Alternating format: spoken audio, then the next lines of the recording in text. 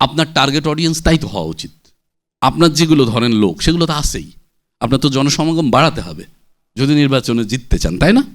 এবং তাহলে কৌশল কি? আমার বাইরের লোকগুলো কিভাবে আমার গ্রিপে আনা যায়। তাহলে আপনার বক্তব্য শুনে যেন অন্য লোকও মোহিত হয়। আরে কি অসাধারণ! আপনি শুধু কাজই করবেন তা না, কাজের পাশাপাশি বলাটা যদি ভালো হয়, সেই বলাটা হতে গেলে উচ্চারণ, ভাবরস, স্বর প্রক্ষেপণ, এটি বলতে হবে। দেখবেন যারা ভালো বক্তা এরকম ধীরে বলছে, হঠাৎ করে আবার ঝড়ের মতো উঠে যাচ্ছে।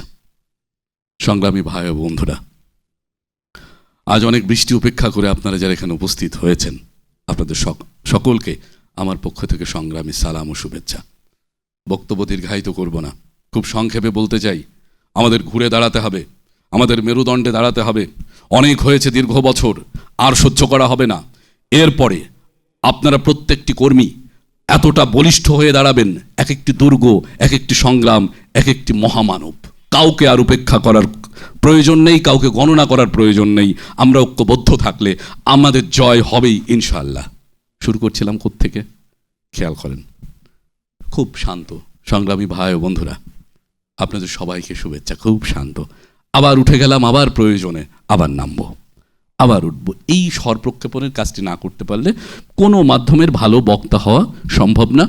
যার বক্তব্য ভালো লাগে আজকে গিয়ে খেয়াল করবেন সেই কাজটা করে, সেই মানুষগুলো একভাবে থাকে না।